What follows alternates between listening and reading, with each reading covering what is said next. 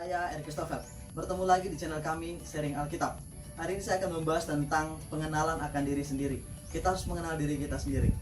Tanpa pengenalan akan diri kita sendiri, kita akan menjadi orang yang sombong. Orang yang sombong itu bukan ketika dia mengatakan, wah saya hebat, saya lebih hebat daripada orang lain. Iya, itu sombong. Tapi sombong bukan hanya seperti itu. Sombong adalah ketika kita sengaja abai terhadap Tuhan. Kita sengaja abai terhadap perintah Tuhan. Itu adalah kesombongan. Itu sebabnya hari ini kita akan belajar seperti apa diri kita sebenarnya. Kita akan mengenal diri kita sendiri supaya kita tidak sombong di hadapan Tuhan. Ada 3 hal yang akan kita pelajari tentang pengenalan diri kita sendiri. Siapa diri kita ini? Alkitab mengajarkan ketiga hal ini untuk kita bisa menempatkan posisi atau diri kita yang sebenarnya seperti apa, baik di hadapan Tuhan juga di hadapan sesama kita. Yang pertama yang Alkitab ajarkan adalah kita semua adalah orang-orang yang berdosa. Semua orang adalah orang-orang yang berdosa. Siapapun dia, entah dia tua ataupun muda, bahkan bayi, itu semua adalah orang yang berdosa. Kita semua sudah memiliki natur dosa ketika Adam dan Hawa jatuh ke dalam dosa. Itu sebabnya sebagai orang yang berdosa, kita tidak layak, bahkan kita harusnya dibuang ke neraka. Ingat itu, seharusnya kita berada di neraka. Jangan pernah hitung-hitungan sama Tuhan. Lalu ketika kita berbuat baik, kita merasa bahwa diri kita lebih hebat dari orang lain. Hanya karena kita berbuat baik, kita sudah merasa bahwa Tuhan harus membawa kita ke surga. Kita lebih pantas untuk masuk surga daripada orang lain.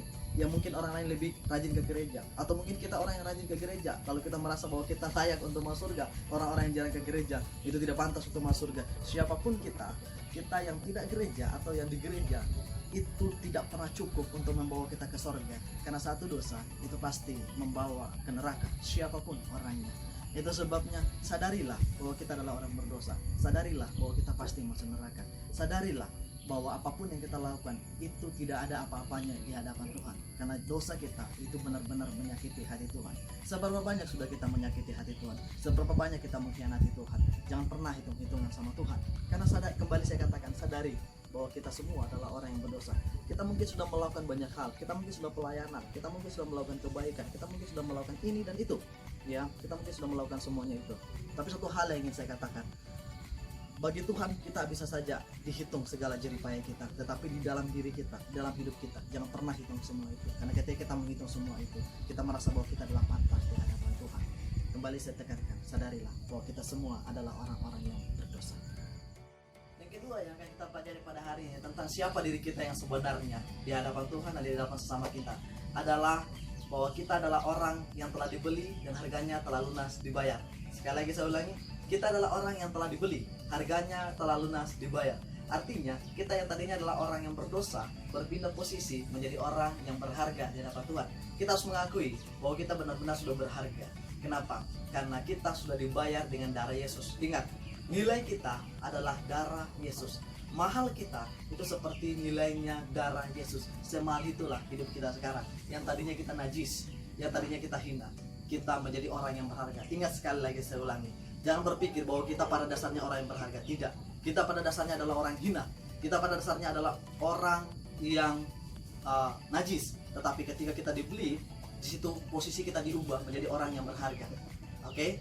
Kita telah menjadi orang yang berharga baik di hadapan Tuhan dan teristimewa memang di hadapan Tuhan. Itu sebabnya yang ingin saya tekankan adalah jangan pernah tukar harga Anda, nilai Anda dengan cinta. Jangan pernah tukar harga Anda, nilai Anda dengan harta. Jangan pernah tukar harga Anda, nilai Anda dengan kemewahan dan juga jabatan yang ingin teman-teman kuasai. Tetapi buatlah diri Anda tetap berharga dan mulia di hadapan Tuhan dengan tidak pernah menukarkan semuanya itu dengan hal-hal duniawi ini. Tetaplah jadi orang yang berharga. Itu yang ingin saya tekankan. Kita adalah orang-orang yang berharga karena kita telah dibeli oleh Yesus dan harganya telah lunas dibayar. Poin yang ketiga yang akan kita pelajari tentang pengenalan diri kita. Siapa diri kita di hadapan Tuhan? Itu penting sekali. Poin yang ketiga yang akan kita pelajari pada hari ini adalah kembali kepada ayat yang saya ucapkan tadi. Kamu telah dibeli, harganya telah lunas dibayar. Tapi tidak sampai situ, ada lanjutannya. Karena itu muliakanlah Allah dengan tubuhmu.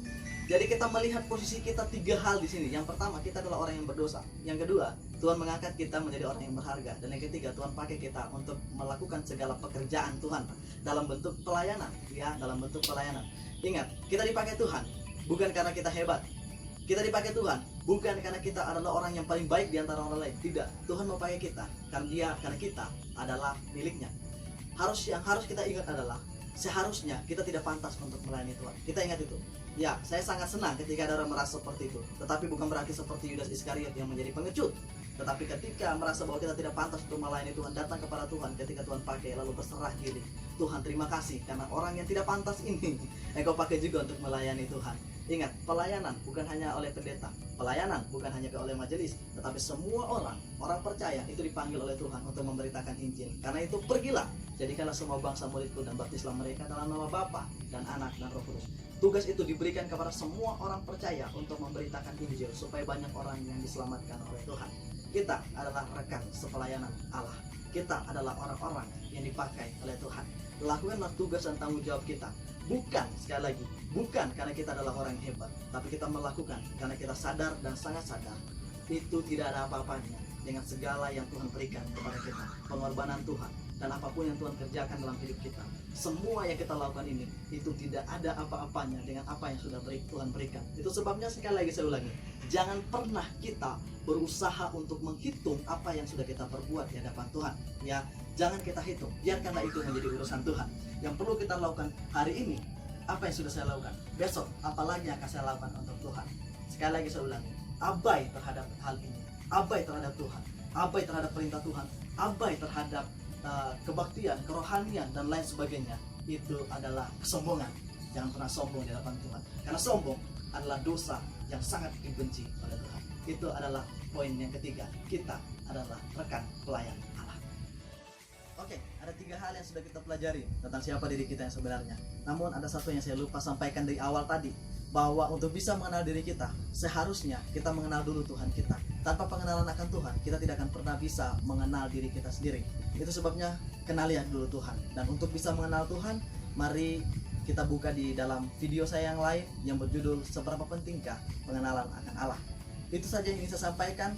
Pesan terakhir buat kita semua adalah jangan pernah hancurkan nilaimu hanya karena hal-hal duniawi. Yang kedua, Anda orang istimewa. Pergunakan kesempatan itu. Lakukan apa yang bisa Anda lakukan untuk Tuhan. Dan jangan pernah hitung-hitungan sama Tuhan. Karena kita semua adalah orang-orang yang Tuhan sudah pakai secara luar biasa. Tuhan memberkati kita. Shalom.